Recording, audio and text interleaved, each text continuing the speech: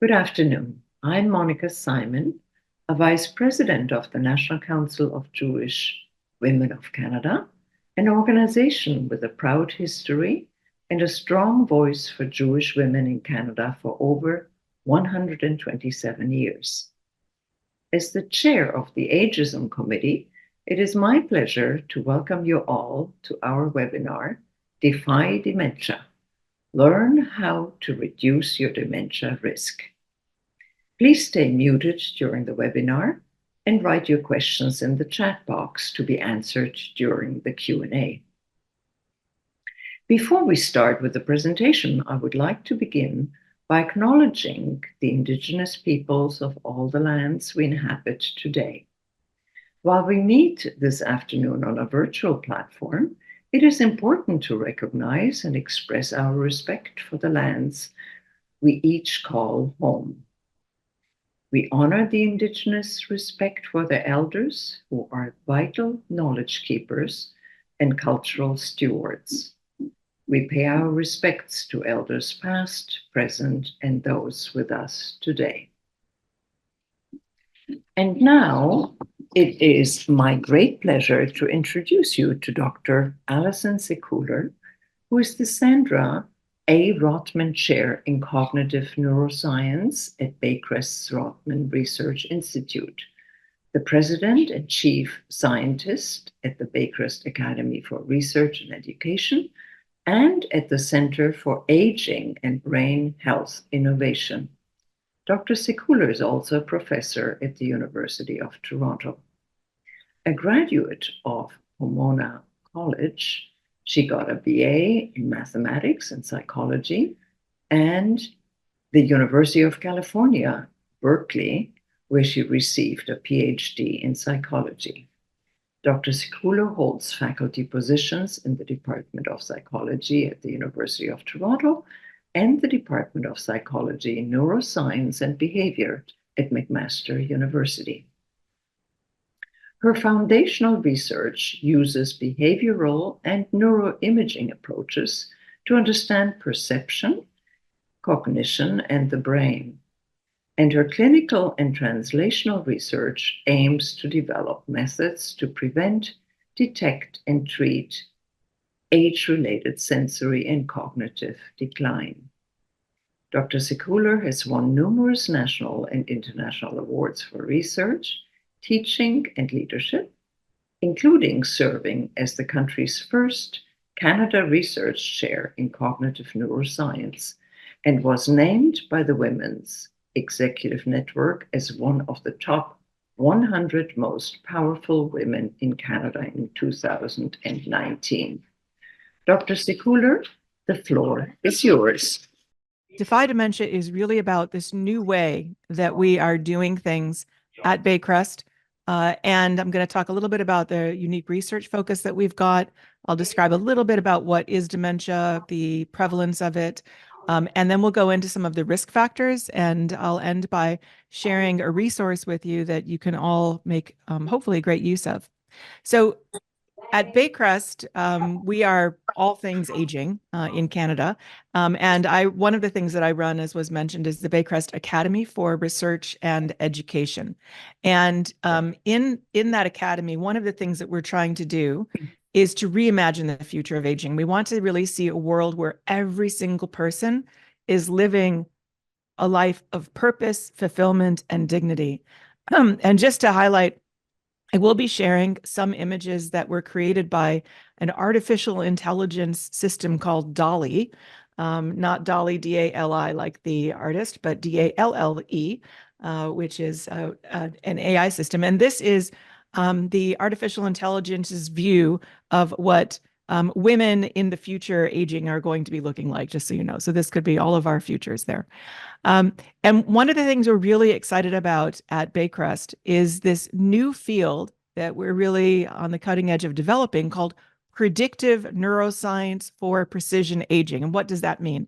It means that we want to, in advance, know from what's going on in your brain and your body and your environment, what is the best way for you as an individual to prevent dementia or to detect it as early as possible, or to create novel sort of treatments and therapies that are really tailored toward you, or for people who do end up, for example, in long-term care with dementia or other kinds of ailments. What can we do to care for you as an individual as well as possible and in a most personalized way? So precision aging, if you think about, everyone's probably heard of precision medicine, which is this personalized approach to medicine that takes into account the person and their environment.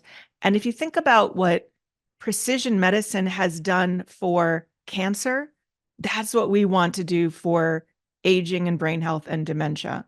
We want to see, hopefully by the year 2050, it's a bold goal, but we want to see a world where there are no new cases of preventable dementia being diagnosed. There are no more people moving into long-term care just because of dementia, and there's nobody dying from dementia. That's really what our goal is. And it may be setting the bar a little bit high to get there, but we're hoping that if we shoot high, we're going to get as close as possible. And it's really exciting to hear from colleagues around the world this new energy that's going on in dementia research. And again, these are some of these artificial intelligence views of what the world could look like. Don't look too carefully, because some of the images that the AI creates are a little strange, like brains in a dish there. We are not really trying to create brains in a dish, but we are trying to create novel therapies that are based on what's happening in each individual's brain, for example. Now, I've mentioned that word dementia quite a lot. But what is dementia? Dementia actually is an umbrella term. It's not one thing. So you might have heard of Alzheimer's and you might have heard of dementia. They are not the same thing. Alzheimer's is a kind of dementia. It's the most common kind. About 60 to 70% of all dementias fall into that one category. But there's also Lewy body dementia, there's vascular dementia, there's frontotemporal dementia, and there are even dementias that are related to viruses. So for example, there's an HIV-related dementia, there's Parkinson's-related dementia, and many others. And of course, often people don't have just one of these. They might have a combination. And that's what we're calling, at the very bottom, you see there, it says mixed pathology. That just means that you've got more than one kind of dementia that's leading to your impairment. And the dementia is what happens when your brain has changed enough that now you do see impairments in everyday life. So that could be memory loss, it could be vision loss, it could be personality or mood changes. There's a whole bunch of different kinds of symptoms that you might see. And we can talk a little bit more later around, the different stages from subjective cognitive decline through mild cognitive impairment into the different sorts of dementias. But we'll just use that umbrella term dementia by and large when I'm talking about this. And you'll see at the top, this is not an uncommon occurrence. In 2020, it was estimated that about 50 million people around the world are living with dementia. And within Canada, we actually are already seeing quite a lot of people with dementia. It's about 750,000 people, 750,000 folks are living with dementia. And that is expected to, as you can see, more than double by the year 2050. One way I like to think about it, this rapid expansion of what we're expecting from cases of dementia, is that if you think about what happens every time I'm snapping my fingers, once every 3 seconds or so. Every 3 seconds, someone somewhere in the world is being diagnosed with dementia. And as the world is aging faster and faster and faster, you can see we're going to see more and more and more cases. So what we want to do is nip that in the bud as much as possible. We want to do everything we can for people who don't already have dementia to help them decrease their dementia risk. So we may not be able to keep people from getting dementia altogether, but perhaps we can decrease the risk. Perhaps we can delay the onset of cognitive impairments or other kinds of impairments that would have an impact on people's everyday lives. And there's research that suggests that if we can delay the onset of dementia by just 5 years, we will decrease the prevalence of dementia around the world by 50%. So that is huge. Anything we can do to slow the progression of the disease, to decrease the prevalence in general. That's what we're trying to do. And a lot of what I'm going to be talking about, although I'm talking about how do you decrease your dementia risk in general, a lot of the same kinds of things that we can do to decrease our dementia risk are also things that we can do to slow the progression of the disease for people who already have a diagnosis, right? So I want to really make it clear that we don't view at Baycrest having dementia as the end. We view it as another stage of somebody's life. And I've met so many people who have been living with dementia, who are living really full lives. Obviously, you may get to a point where you're not able to do as much as you could, but people with dementia are still people. There's personhood there. And so our goal is no matter what stage you're at, whether you're trying to prevent it, whether you're already living with it, we want everybody to live their best possible life under whatever circumstances they have. That's our goal. Now, worldwide, as I said, there's about 50 million people living with dementia. It's been quantified in terms of the cost to the economy. It's estimated that this is costing nearly $1 trillion, or maybe half $500 billion every single year in the direct cost. If you look at the indirect costs as well, it's closer to $1 trillion. And again, it's not increasing just in Canada, it's increasing around the world. One of the elements that is not highlighted here is the impact not on our economy, but on other people. So I can't see everyone here, but if you'd like, you can put a comment in the chat or raise your hand and I can see the people I've seen. Whether you yourself know somebody who has been affected by dementia, or have you even been a caregiver of somebody living with dementia? It's estimated that of all the people who are here, at least 1 in every 2 is going to end up being a caregiver for someone with dementia if you don't end up with dementia yourself. So there's a cost not quantified in terms of dollars, but in terms of people. It affects so many people around the world. And it's something we really want to take into account. Now, we're often asked, well, what can I do? My mother, my grandmother, my grandfather, they all had dementia. So obviously I will get it too. There's this misconception out there that just because your grandma had it or your grandpa had it, that you will have it too. And this is this understanding that it's all driven by genes. And in fact, that's not the case. There are some genes that make it more likely that you may end up with dementia, but it's a very, very tiny factor in what drives this decision, and if you will, of whether you will end up with dementia or not. It turns out that at least 40% of the risk factors for dementia are things that we can change by changing our lifestyle, right? So these are risk factors that can be changed or modified. And I say at least because each year, this list gets longer and longer. So for example, we will talk a little bit about hearing loss in a few minutes, but vision loss also now has been listed as one of the potential risk factors. And there are things that we can do to take into account at least some of these, right? So age, you can't control. Your sex that you're born with, you can't control. Your genetics right now, you can't control. But you can control, are you smoking? Are you engaging with a lot of people? Are you doing things like you're doing today and learning, hopefully, some new things, right? Involved in cognitive engagement and lifelong learning. So these are the kinds of things that we're going to talk about that you can have some control over. And I won't go through everything, but if you tune into the Defy Dementia podcast and visit our website, you can learn a lot more about all of these different risk factors and others as well. So what is our Defy Dementia program? Defy Dementia was a project that we put together that was funded by the Public Health Agency of Canada initially, and is now currently being supported because our funding ended. Our funding is now coming from the Center for Aging and Brain Health Innovation, which I'm also fortunate to be the president and chief scientist there, as well as from Baycrest itself. So what Defy Dementia is it's a combination of all different kinds of things, but at its heart, it's about raising awareness that there are things that you can do to take control in your life to decrease your dementia risk or slow the progression of the disease. So at its heart, Defy Dementia has a podcast. I don't know if everyone here is listening to podcasts or not. You maybe put a comment in if you have. I'm going to show you how you can get to it in a second. So if you haven't ever listened to a podcast, it's very, very easy. But we know that not everyone likes podcasts. My mom, for example, has never listened to any of my podcasts. I've had a podcast at the Center for Aging and Brain Health Innovation for 5 years. I've had this one for 1 year.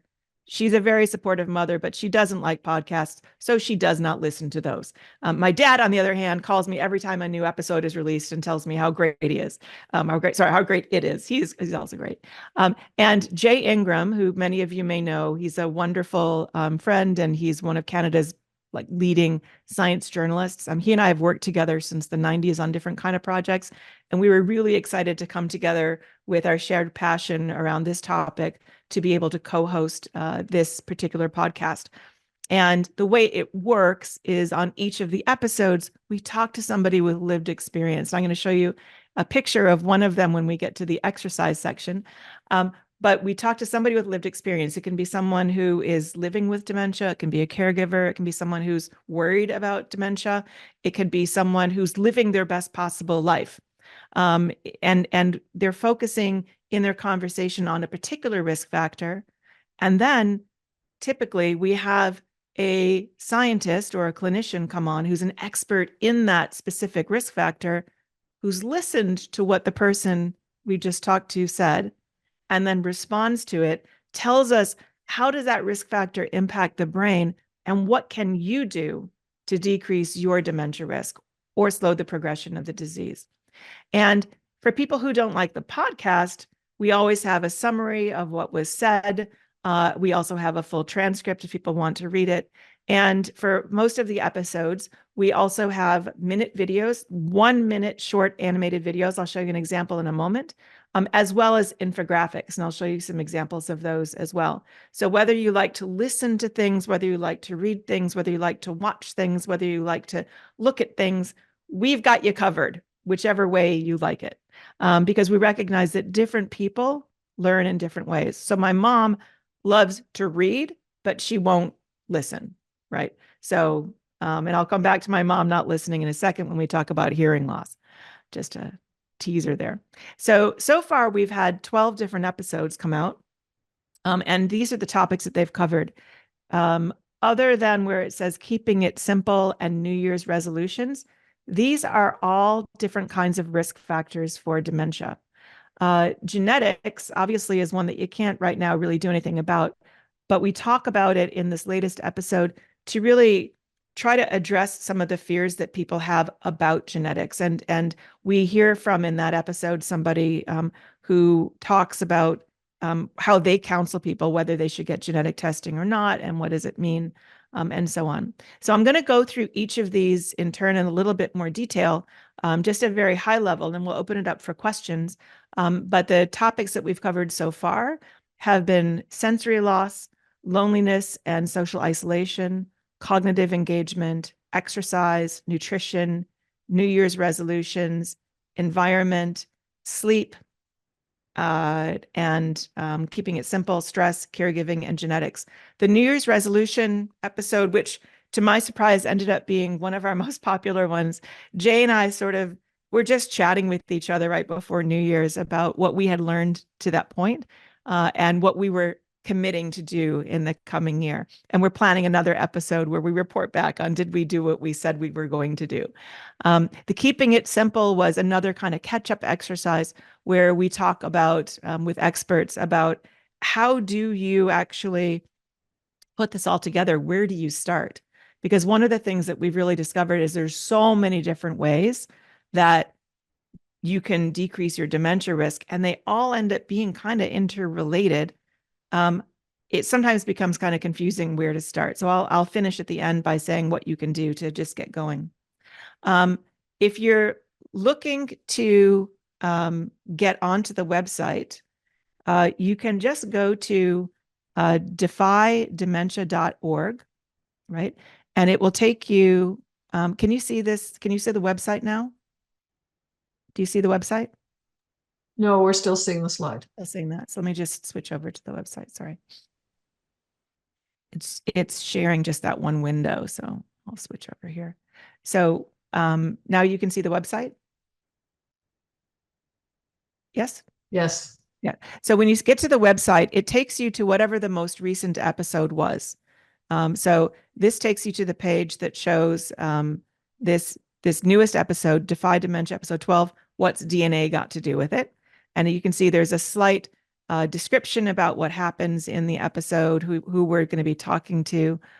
Sometimes news comes out right after we've recorded it, and we do sometimes put a link to that updated news into it. We work with real journalists, so they want to make sure you're getting the latest and greatest here. And let me just, if you wanted to get to a different episode, you can go to the very top here and you can just click on it. So I'll click on the senses, which was our very first episode, right?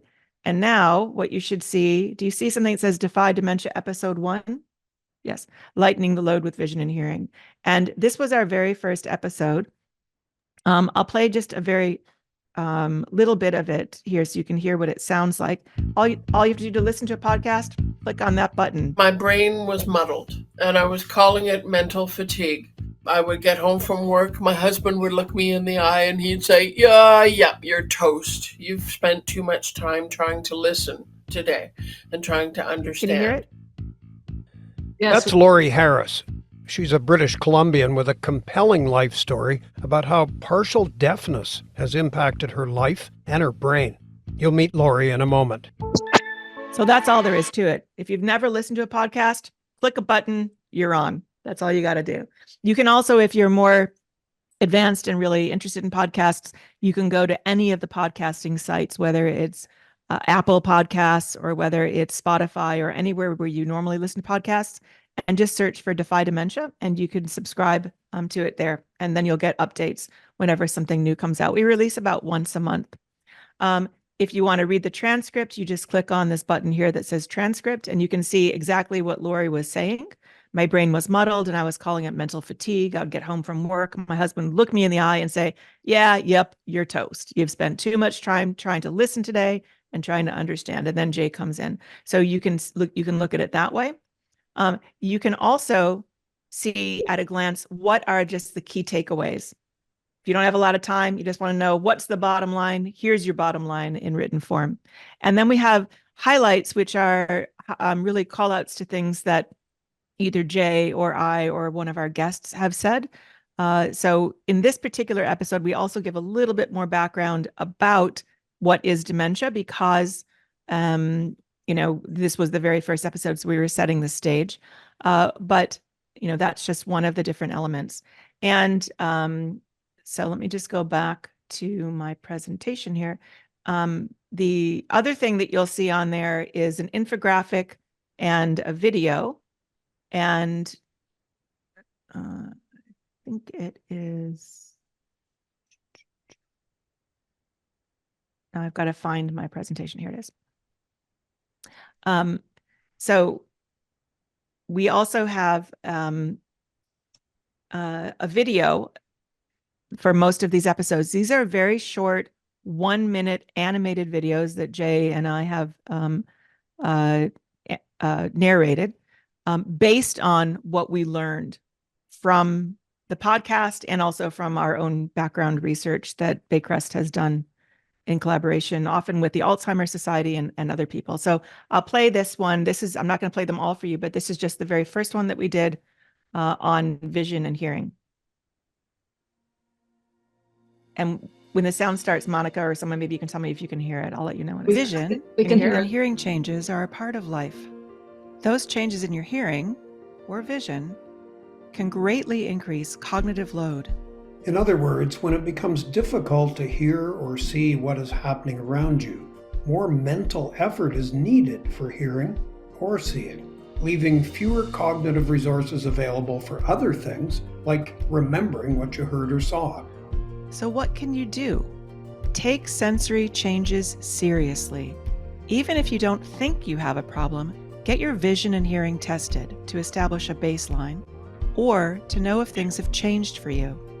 If they have changed, use hearing aids or glasses to decrease your cognitive load. By doing so, you can continue to engage with the world around you and decrease your dementia risk. And that's it. It's just 1 minute. And that little cute brain keeps showing up in all of the different videos. So I've become kind of attached to this brain character. We also have infographics, which are really just visual ways of presenting the information. So again, this one starts with what is dementia as the start, and then it talks about, sensory loss and vision and hearing impairment. And then it gives some different kinds of tips. Here it says hearing and vision change with age, and addressing these changes with hearing aids or glasses is crucial because physical, social, and mental engagement all rely on those sensory abilities. And what we described in the video is that sensory loss actually just makes it harder to do a lot of those things, because if you can't hear something and you can't see it, you've got less resource in your brain to remember something and to attend to something. So everyone knows, like, if I take my glasses off, I can kind of see, but I have to squint, and then it becomes harder. And I'm concentrating so much on trying just to get the information in there that it's going to be harder to remember. So that's when we're talking about cognitive load, what we're talking about. And then we also want to really emphasize that it's never too late or too early to take action to prevent or correct age-related sensory loss. There's recent studies that show people who have hearing loss, if they get hearing aids, it actually will decrease their dementia risk. And this is coming back to my mom not listening. My dad also wasn't listening, but not because he wasn't interested in podcasts, but because neither one of them could hear. And I remember a couple of years ago, I was at their house, maybe last summer it was, and my mom and my dad, who have been married for, coming on 65 years, something like that. So they're a pretty solid couple. They were at it. I thought, is this the year that they're finally going to get divorced? Because my mom was sort of saying, well, Robert, you never listen to me. And my dad was like, Susan, you're always mumbling. And they were at each other. And I said, neither one of you can actually hear anything, right? And they denied it, of course. I said, you know what? Baycrest actually has a free hearing test that is online. So I'll show you where that is right now. And what you can do is we can share this. We can share this link with you. Is this the right one? Baycrest. Let me just see where I am here. Yep. This is the hearing test. It's free. And the AARP has a hearing test, but it's only free for members. We're actually potentially going to partner with the AARP to be able to share our hearing test with everybody. But all it is it's called an online hearing screen tool. And you just scroll down. It tells you a little bit about hearing loss as a risk factor. And you just click here to start the test. And then you can start the test. And all you need is a pair of headphones. It can be over the headphones or little iPods, AirPods, whatever. And you can click this thing that says check your hearing. And then there you go. You're off to the races. So I did that with my parents. I actually checked my hearing live for them. And I have mild hearing loss from an injury. And so then they were convinced, oh, this actually might work. They took their hearing test, and guess what? Now my mom has hearing aids and she's wearing them. And I'm fairly confident my parents are not at this late stage going to get divorced after all, because they're getting along a lot better now that they can hear each other. So it's something I would advise everybody: get your hearing checked on a regular basis, get your vision checked on a regular basis, make sure that it's not hard for you to get the information in there. So that's one of the things we say in terms of taking action. Protect your hearing, first of all, so that if you don't already have hearing loss or you've got mild hearing loss. I drum. I'm a drummer, for example. And when I drum, I make sure I wear hearing protection, right? Because the drums can be quite loud. if you're doing other kinds of things outside and it's very loud, or even inside, we're hearing protection. I can't tell you how many musicians I know who now really regret that they didn't wear hearing protection because they thought it didn't look cool, and test your hearing as often as you can. Again, the hearing test that we have, the screening we have, is not a replacement for seeing a doctor, but it'll give you a sense of whether maybe it's time to go and check out your hearing with an audiologist. Get your vision checked regularly. Recognize as we get older, this is one of my fields of study, as we get older, everybody's vision and hearing is going to be changing anyway. So it's completely normal. I mean, sometimes people say, well, they don't want to, my mom, I should say, she's 83, about to be 84. My dad is just turned 85. They didn't want to admit that they were, getting older. I'm like, you guys are in your 80s. It's normal to have hearing loss. It's normal to have vision loss. People don't have problems wearing glasses. Why have an issue, wearing hearing aids? It's just part of aging, and we need to normalize that. So, and make sure that you're using the right ones. And the other tip here is really just giving yourself time, so that this was something that Lori, who was our guest with Live Experience, mentioned, is that sometimes she felt as though she was being kind of like rushed. And if she took a little bit more time to get the information in or ask for a clarification, she avoided some really embarrassing situations and made sure she was interacting with people better. We also, just for interest, if people speak French or want to engage their brains more by learning French, all of our infographics are also in French. In fact, all the materials are in French and English. Social isolation is the next topic that we've discussed. And this one's really interesting because people don't really think, you think about exercise and nutrition, those are obvious ones, but who would think that being lonely makes you more likely to develop dementia? But it does. So increased loneliness and social isolation can actually increase your dementia risk by 50%. And there have been studies that suggest that it is actually equivalent to smoking 15 cigarettes a day in terms of increasing your risk for premature death. So don't smoke and do what you can to reduce your loneliness. And one of the things that's interesting is loneliness doesn't mean that you're alone, right? You can be alone and not be lonely. You can be surrounded by people and be lonely. So it's a little bit different, but you really want to do what you can to have connections with people. And so what you're doing here today and what you do in the group in general, that's building these connections. And even having just like one close relationship, somebody that you can talk to, really reduces your risk for dementia. And the more socially engaged you are, obviously, the better. And, for people who, especially after COVID, some people got very much used to not going outside. My sister, my older sister, developed a little bit of agoraphobia. She was sort of afraid to be in crowds. She didn't want to go outside. So for people who have, don't really have very much social interaction at all, you can just start out with small steps. So first, interact with people that you know. So I might have said, okay, well, I'm going to call my sister once a week, right? That's a small step that everyone can take. And then if you're like me, you also might have gotten into the habit of just shopping online. I was having my groceries delivered. And then even after pandemic, I thought, oh, well, that's so convenient. But now I don't do that anymore. Now I actually go to the supermarket. I'm walking around, I'm getting exercise, I'm seeing people, I'm interacting with people.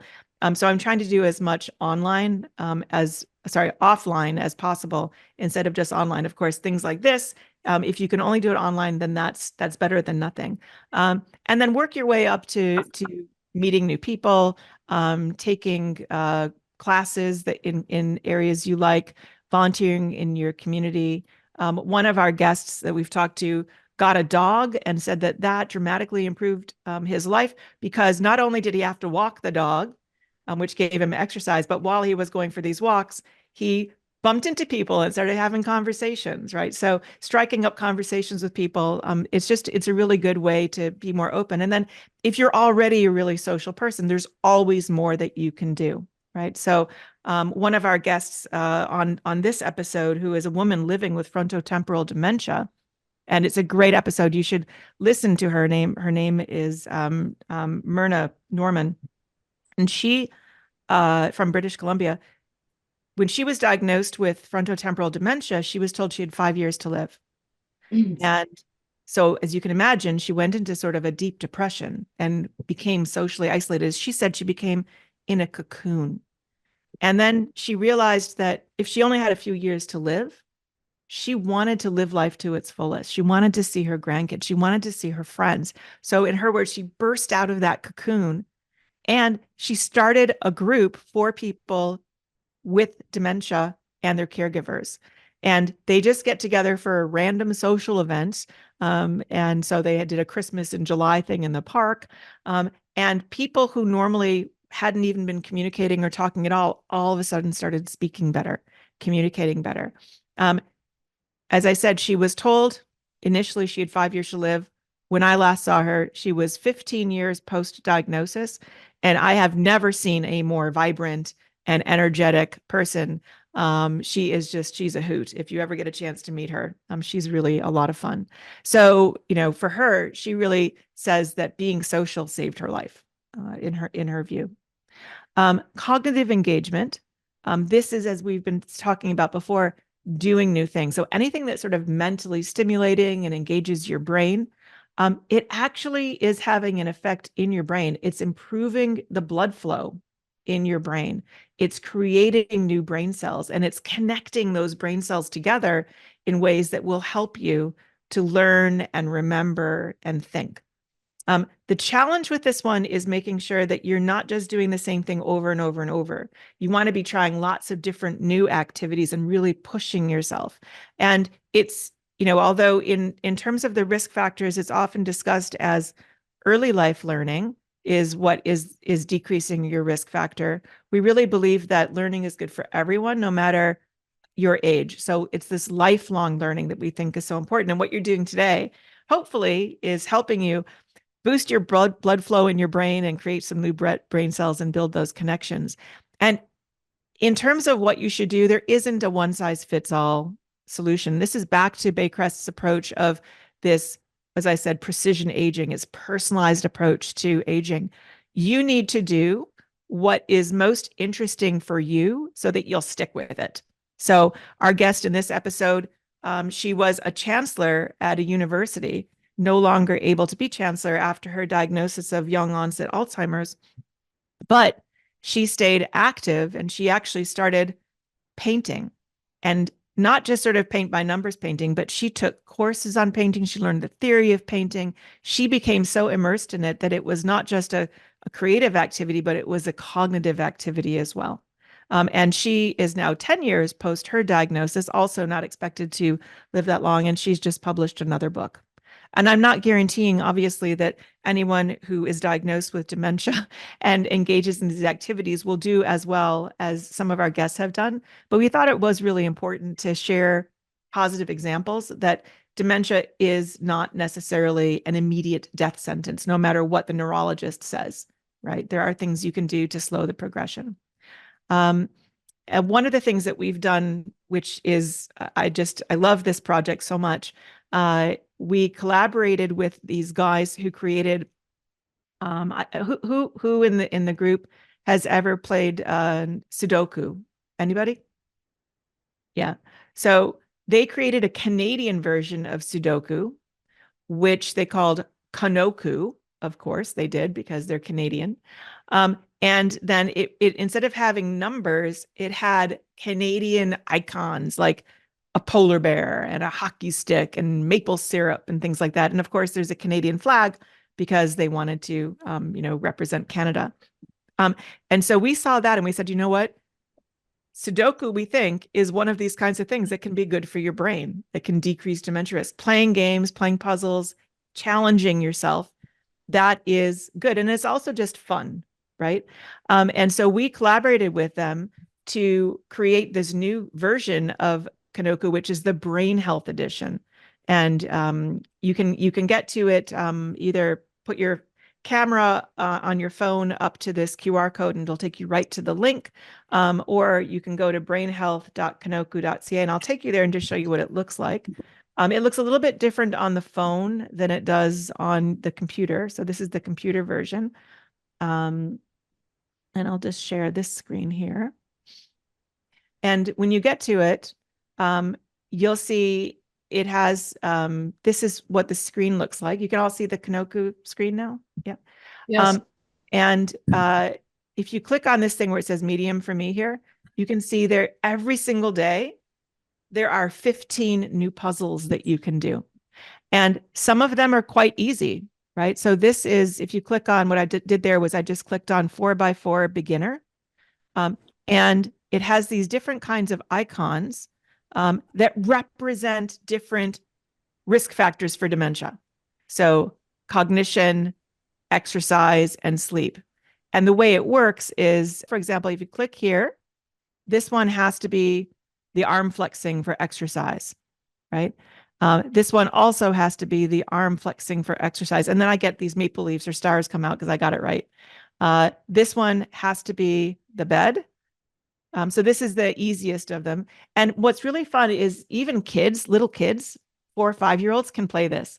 So it's great for intergenerational activities, and even people who have, sort of some dementia can play these games, right? And then when you click on this one, it says your brain health is boosted, and you can click on this to get back to Defy Dementia, or you can try another one.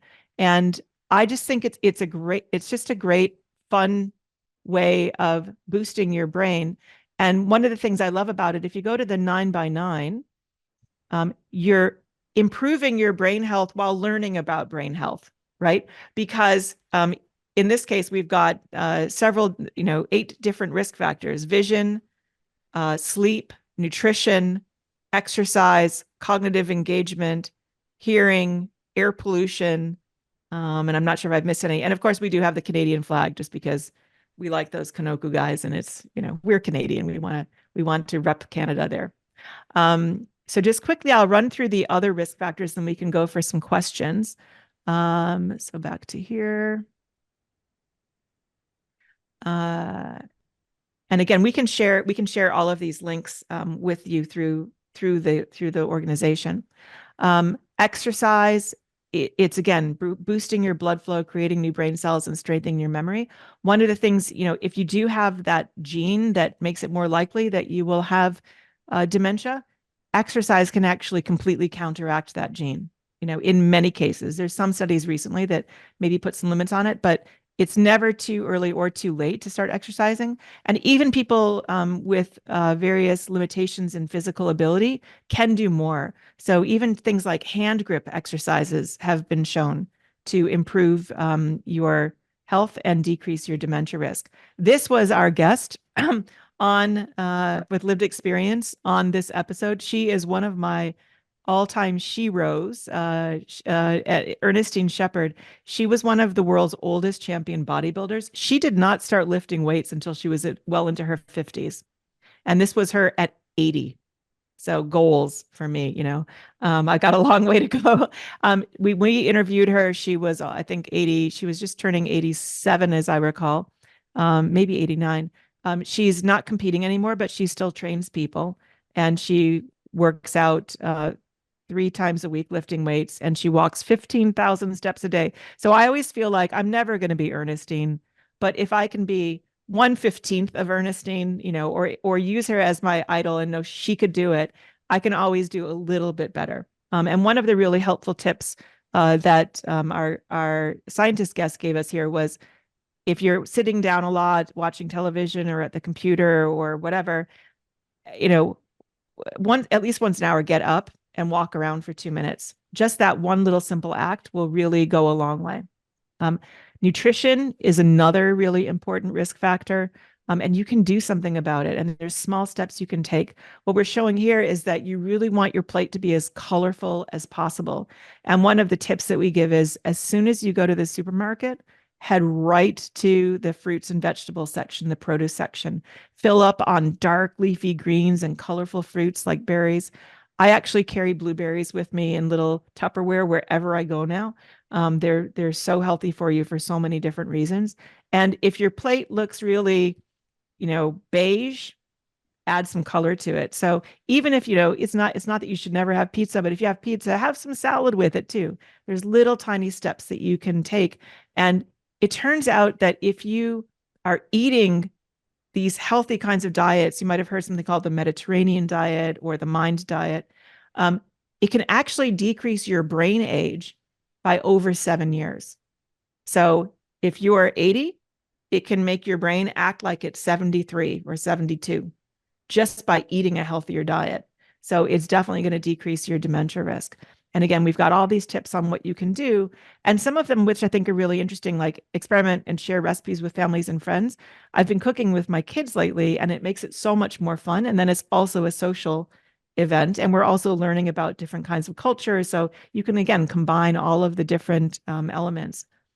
One area that I was certainly surprised about, and I think a lot of people are, is air pollution. Breathing in stinky air is bad for you. Like, surprise, surprise, if you can smell it, it's going to get into your nose, it's going to get into your brain. And so whatever we can do to decrease our exposure to these pollutants is good, because it can cause inflammation and increase your dementia risk. And all it means is if it's nice outside, open your windows, let the fresh air in, make sure you're ventilating. And if you have to walk in crowded areas, wear a mask. We all have masks from COVID. They're good not just to protect us against COVID, but they're also good to protect us against air pollution.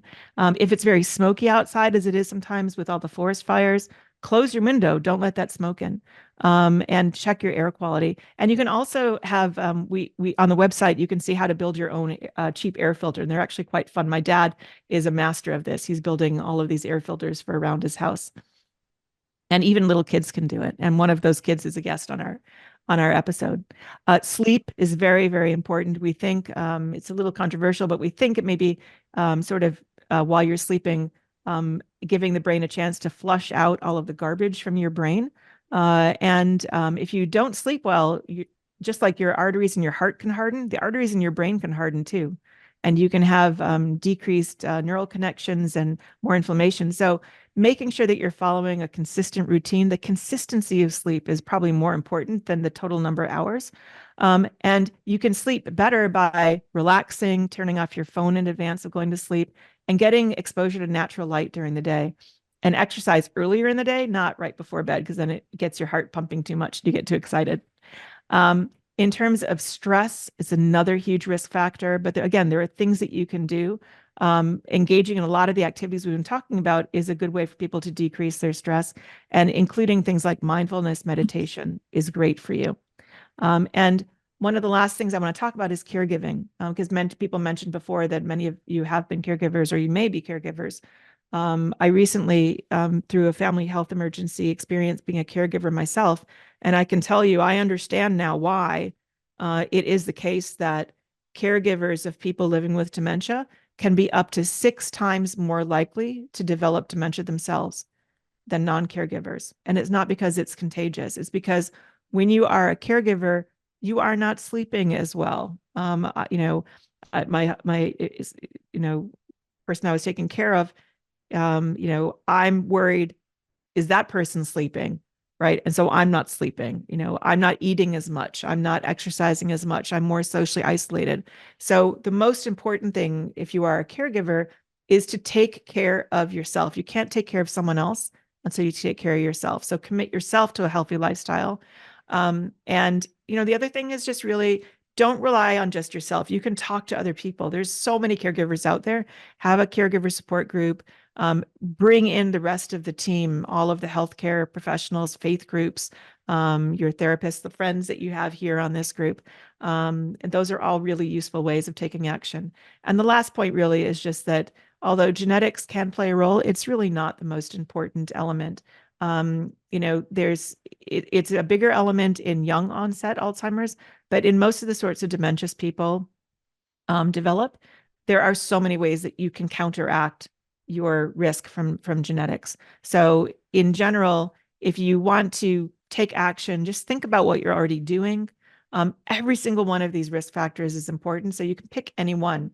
If you live in an apartment building, instead of walking up the stairs, get off one flight before your house apartment and walk up one flight of stairs. right? That never occurred to me until we talked to one of our experts from Montreal.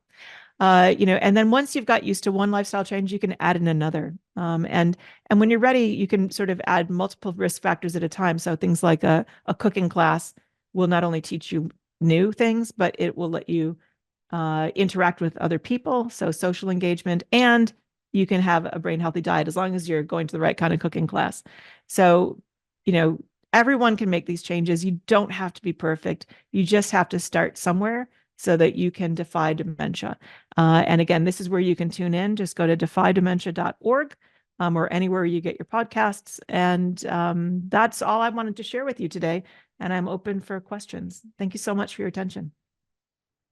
And thank you so much, Dr. Sekuler. Before I hand over the microphone to my colleague, Rochelle Garfinkel from Vancouver, I'm going to just tell you that this presentation was fantastic. Thank you on behalf of the Ageism Committee and all who participated in this webinar. We really drew inspiration and empowerment from the presentation, because we very often underestimate how much we can actually influence, what will happen to us. Since most of us prefer living well and healthy over taking medication, we certainly are going to do that. You have equipped us with knowledge, resolve, and determination to defy dementia. Right. And you have also given us a gift by providing the link to the podcast, because really just the topics alone, we don't have to sit there and binge watch, but I think really making it part of our weekly routine is very important to focus in on all the strategies that you are employing and presenting to us. I should just mention that we are going to send a link to the podcast to everybody in case you couldn't write it down. But we will also send you a link of this recording, and please share it with friends, because we want to be part of reducing the numbers of future diagnoses of dementia. And now I am calling on Rochelle to take over the moderation of the question and answer period. Thanks. Hi, everyone. I first want to say, first comment is an amazing presentation, and thank you so much. So the first question we have is prevention of dementia possible, or are we really just trying to slow it down? I mean, I heard you say it, if we follow all the strategies, but can we really prevent it 100%? I think we can. I think we can prevent it. Not always, but I think that as we're learning more and more, the more people are following, these kinds of guidelines, and especially if we can then combine it with different kinds of other therapies. It could be, for example, coming on the market, there are drug therapies that will only work before you get dementia, right? Or there might be brain stimulation sort of approaches that, again, in combination with the lifestyles, will enhance your ability to sort of defeat the risk of dementia. So I think that we can, to the extent that we can do things like we can prevent heart attacks, we can prevent stroke. Not some are going to slip through, but we can certainly, for many, many people, decrease the risk enough that they're going to be able to live long, healthy, happy lives without encountering dementia. We're not there yet, and we really need to raise awareness. Okay, so I'm going to ask just a few. I'll ask these a few risk factors, but there's I'll give you a few a few of what people are asking. One question is tinnitus. Is that a risk factor? I'm going to say retirement versus working. Is there any correlation between working longer, or is that just And then the third one I'm going to ask is, do introverts have a higher risk than extroverts? So maybe those three examples.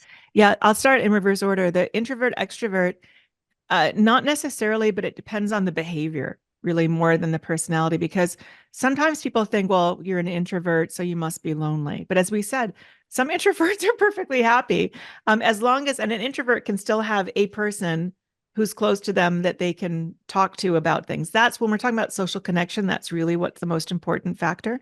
So being an introvert and extrovert isn't as critical as how you are living your life, right? I know very happy, healthy introverts and extroverts, and I know very unhealthy of both as well. Tinnitus is interesting because tinnitus is a form of hearing loss. It's that buzzing that you can hear in your ear. And if it's accompanied with a hearing loss, then it could be a risk factor for dementia. Sometimes it is, sometimes it's not. I actually had a weird condition where I had tinnitus accompanied by hearing loss for 10 years, and then it just went away. My husband also had a cataract that went away. So there's something in our water that's doing good for us. But it is a form of hearing loss. If it makes it harder to hear, right, then it could be a risk factor for sure. So definitely get it looked at and see if there's something you can do to treat it. Sometimes it's just that people are taking too much aspirin, and that can cause tinnitus. So you want to know, don't assume just because you have tinnitus that there's nothing you can do about it. And then the other one was Retirement. Again, Working. retirement versus working. It really depends on what your job is and how you retire.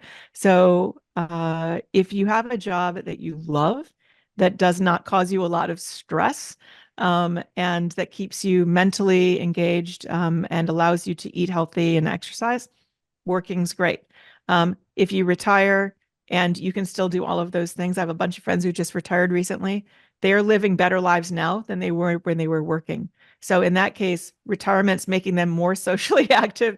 They have more time to focus on exercise. They're less stressed. So that might be decreasing the risk factor. But if you're retired and you're annoyed that you can't be working, or it makes you socially isolated, or you're not doing anything, right, then that's bad. And if you're working and it's super stressful, et cetera. So it's really, again, depends on how the lifestyle is interacting with those. Retirement in and of itself can be a wonderful, wonderful thing. And it doesn't really mean you've stopped working. You're working in different ways, and you just want to have more control over it. Okay. If we succeed in defining dementia, can medical experts develop similar effective strategies for other diseases? Is there research in one area that helps dementia, or vice versa? Yeah, that's a really great question, because we're actually working with a group right now at the University of Toronto, collaborating, who has done a lot of work in cancer. And what we're doing there is taking everything that they've learned from cancer and now applying it to dementia. And the thinking is a lot of these different diseases are connected in different ways, right? So if we can show how you can take what's been learned in that one disease and now apply it to another, those lessons will then be able to be used, we think, to apply it to something else, right? Whether it's a mental health issue, whether it's arthritis. I mean, who knows where it could go? It just takes a little bit of creativity, but that's one of the things we're trying to do, is figure out, how do you take what's been learned in one domain and now move it into another? We think we'll be able to get there faster because of all of the work that's been done in cancer, and we can build on that instead of starting from scratch. So I think it's hopeful, not just for dementia, but for many, many diseases, because they are often interrelated. And we often say, for example, with heart disease, if it's good for your heart, it's good for your brain. So a lot of these things are really interrelated. So while we're doing the work to try to prevent dementia, we're probably also hopefully going to be decreasing stroke. We're going to be decreasing cardiac arrest, et cetera, diabetes. I think what most of us are afraid of, yes, we know some of our cognitive abilities will decline, is losing control and becoming a burden on our family. So Yes. at what point can we, how do I say this diplomatically, accelerate our demise, when we get to that point? That's what we're all, is to be a burden on our family. Well, so it's interesting, in the caregiving the caregiving episode, we have a little discussion around why it's so important to have those conversations earlier rather than later. So you want to have the conversation. It's a tough conversation to have, but you want to have the conversation before people start to lose their cognitive abilities so that folks know what is it that your wishes are. Even in things like legal, medical, et cetera. And that's not just for dementia, but it's for all kinds of physical and cognitive decline. We have another podcast on CABI called the Community of Innovation, and we can share with y'all the links to this one too, where we have a couple of really good discussions around death and dying, and how do you make sure that people know what you want in advance. And we also have some episodes that are focused on the legal aspects of it. And again, it's really about having these conversations as early as possible and being open about them. There's actually some games you can play. There's card games that have been developed, that, you pick a card and you say, it asks you a question about what music would you want playing at your funeral? So those sorts of things that are hard to bring up in everyday life, but there's, you can turn it into a kind of a game to get some of the questions answered. Okay, and it's noon. I guess it's an hour, right? I guess I'll ask the last question. I don't see anything else in the chat. What can a National Council as an organization do to create more awareness? Yeah, I mean, so before I answered that, I did see one about COVID. And so I'll just answer that one really quickly because there was asking whether COVID isolation might have led to more dementia. I think that it's a complicated answer. I think the answer is yes, because while we were all isolated and locked down during COVID, we weren't eating as well. We weren't socially active, et cetera. But I also think that COVID is going to cause more dementia, unfortunately. So we do some research that shows that COVID is actually getting into the brain and causing inflammation. And your risk of a stroke is 2 times higher after you've had COVID for up to a year. So I think it's one of those where, it's 6 of one, half dozen of the other. You don't want to catch COVID, but you don't want to be isolated because of COVID. And it was sort of a lose-lose in that situation. I think that Canada did the best that it could under the circumstances. But the more that we can do to remain safe from contracting that disease or other diseases and stay active, the better.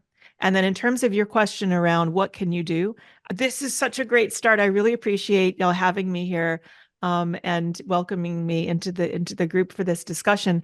And the more that you can just share this webinar, but also just information with anyone and everyone that share the information about Defy Dementia. It's just defydementia.org is how you can get to it, and let people know about it. We were nominated for a Webby Award, which is like the Oscars of podcasting. We lost to Sanjay Gupta from CNN. You might have heard of him. But I mean, to be nominated in that category already shows that we're getting some pickup. But the more we can do to let people know there are things that you can do to decrease your dementia risk, because so many people think that it's hopeless, but it's not. That's one thing. And then, wherever you are, try to get engaged in dementia research. We can connect you if you like. There's dementia research across the entire country. We do a lot of that research, obviously, at Baycrest. If you'd like to be involved in that, let us know. And just make sure that you're reaching out if you've got additional questions. We have so many resources that we can share with people. A lot of them are listed on that Defy Dementia page. And the last thing I just want to mention is Baycrest also has a cognitive assessment test called Cognicity. That's, again, free. It takes about 20 minutes. I take it once every 6 months just to check in, and I can see how I'm doing. And it's a good way to get a baseline. We all get our eyes checked once every couple of years. You get your teeth checked, et cetera. Why not get your brain checked? And it's free. And then that way you know where you are. And if you start seeing declines, you want to make sure it's looked at as soon as possible. So we can make sure that the group gets all of those resources to send out to people. But I mean, just having me here is a great first start. And just the more you can do to be our ambassadors for Defy Dementia, the better. So thank you. Thank you. We will definitely take you up on that suggestion. And I just want to add one other question in the chat, which was, will you be sending out the PowerPoint to share? It would be very much appreciated. Yeah, I can send a PDF of the PowerPoint. It's probably the easiest because the actual file itself is so big it would blow up your computers. But I can send maybe a PDF of it and you can share that around. That would be terrific. Wonderful. Dr. Sekuler, thank you. You are an amazing speaker. You're an incredibly accomplished person. Thank We you. are so privileged to have had you here today. And thank you. And we will take you up on all these offers to share things with us Thank so you. that we can help the educational process. Thank you. And I'd like to say Toda Rabah, everybody, and Shalom. Thank you very much Thank you. for having me. Okay. Thank you. And everybody have a wonderful rest of the day. Thank you, Rochelle, for the Thank you. Q&A. Okay. Bye-bye. Thanks. Bye.